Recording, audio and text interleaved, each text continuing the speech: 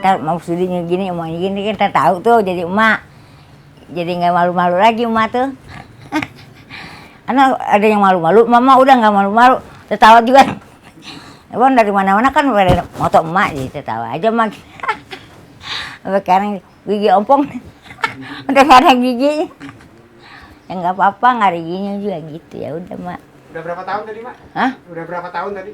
Udah tua tahun sih, apa namanya, seminggu udah kali, kadang seminggu kali gitu dulu lagi. Sekarang juga terus masih belancar. Iya, dari Mas Budi. Kalau tadi bisa cerita lagi, Mak? Putranya berapa, terus nama putranya siapa aja? Namanya?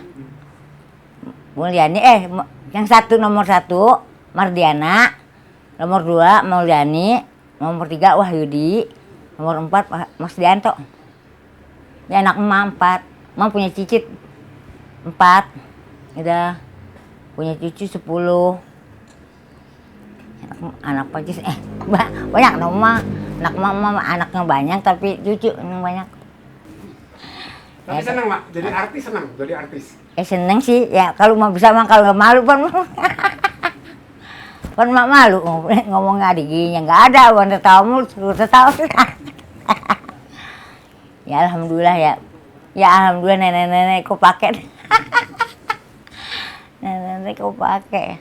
Kalau nama Mak sendiri, nama lengkap siapa, Mak? Nama lengkap udah Mak Rukoyah. Ibu Rukoyah. Dipanggilnya engkoy gitu, saban sarinya panggilnya engkoy. Tapi dipanggil KTP itu mah Rukoyah gitu. Umur berapa, Mak? 67 Mak umur. 67. Udah tua ya, Maya, ya Allah ya. Ya udah tua. Ya, enggak. Insya Allah panjang umur, Mak. Hah? Kalau jadi artis, senang terus? Saya tertawa, seneng. Mau malu doang apa jadi artis, udah tua.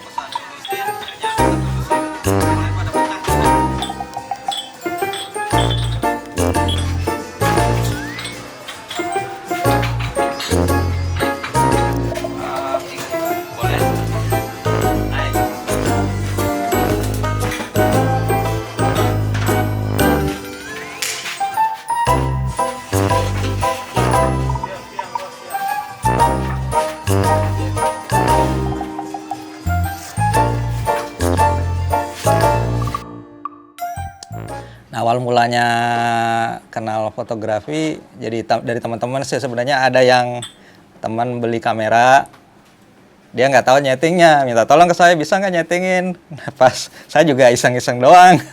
Nah, ternyata bagus, menarik nih, akhirnya nyoba beli kamera profesional, terus habis itu ikut hunting ke sana kemari, keluar kota, ternyata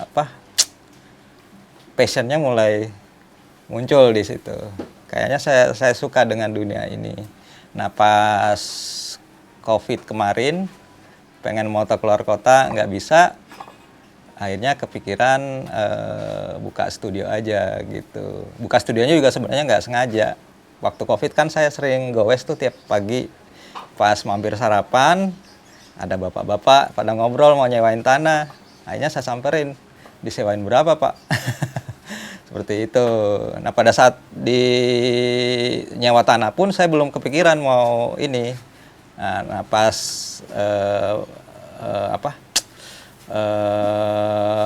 ingat dunia saya suka foto, akhirnya kepikiran buat buka studio. Awalnya sih bukan di sini studionya.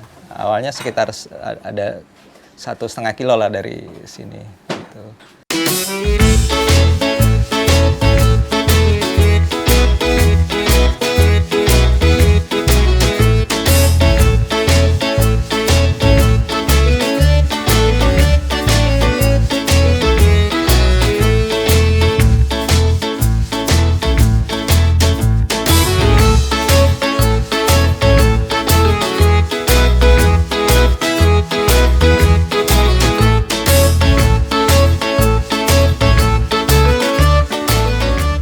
awal buka studionya sih tahun pertengahan 2020 di studio lama. Nah, saya kepikiran gimana sih biar profesi saya juga bermanfaat bagi lingkungan sekitar saya. Nah, akhirnya saya pilih buka dunia usaha fotografi yang kalau orang bilang sih foto staging atau konseptual fotografi. Jadi memanfaatkan masyarakat yang ada di sini, kita berdayakan biar membuka lapangan kerja baru buat orang-orang yang ada di sekitar sini. Kalau di sini sih memang studionya rada aneh sih bagi orang, karena ini hanya bilik bambu. Material yang kita pakai untuk bikin studio kebanyakan dari bambu. Nah, tapi di studio ini saya bisa mengeksplor banyak konsep lah gitu.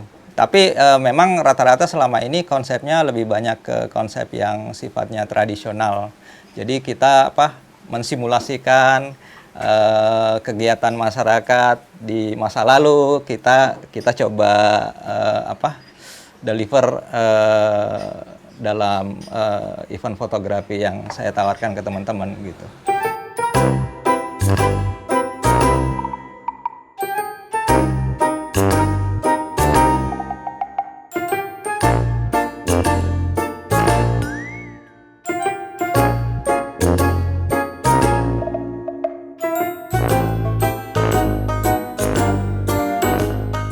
Saya sih terus terang nggak peduli sama kata orang gitu. Saya bikin foto settingan ini kan orang nggak tahu latar belakang saya apa. Bahwa saya juga bikin usaha ini karena pengen bermanfaat bagi lingkungan sekitar saya gitu.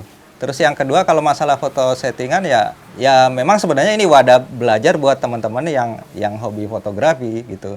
Tapi terlain untuk peruntukannya untuk hal lain, ya kita serahkan sendiri kepada orang-orang yang mungkin ikut. Buat pengen yang ikut lomba ya harus ini juga, maksudnya terbuka bahwa foto saya ini foto staging gitu. Tapi kalau misalnya buat fotografer lain yang mungkin nggak menyukai foto settingan, ya sebenarnya nggak masalah, sah-sah aja. Itu kan hak masing-masing orang ya. Cuman buat saya ya tiap-tiap orang pasti ada ininya minatnya kemana. Kita jangan saling menjatuhkan aja satu sama lain sih, karena kita nggak tahu latar belakang seseorang itu membuat foto konsep itu sebenarnya ada apa di balik itu sebenarnya. Idenya tentu saja dari senior saya juga sih. Ada banyak senior yang memang menekuni bidang ini. Pertama, yang kedua memang requestan yang untuk konsep ini cukup banyak gitu.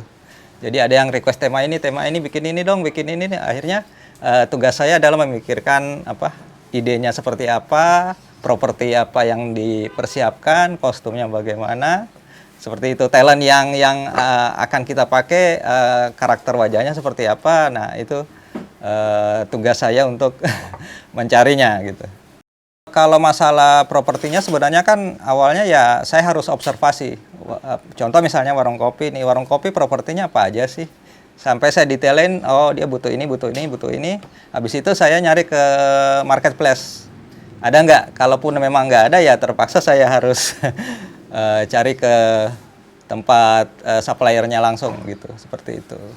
Terkait foto yang menang kemarin, memang sebenarnya itu dari event sebuah merek kamera ya, yang bekerja sama dengan distributor kamera yang ada di Indonesia. Terkait masalah viralnya kan memang ada beberapa macam kontroversi. Ada yang mengatakan bahwa itu AI, ada yang mengatakan bahwa karena masalah caption atau apa. Tapi kalau buat saya sih sebenarnya kita serahkan saja kepada orang di luar sana menilainya seperti apa. Kalau buat saya pribadi sih mungkin impact-nya adalah orang-orang jadi mengenal foto konsep gitu. Yang tadinya mungkin nggak kenal, jadinya kenal. Yang tadinya mungkin nggak tahu kalau ada studio seperti ini di sini, akhirnya mereka pada tahu gitu.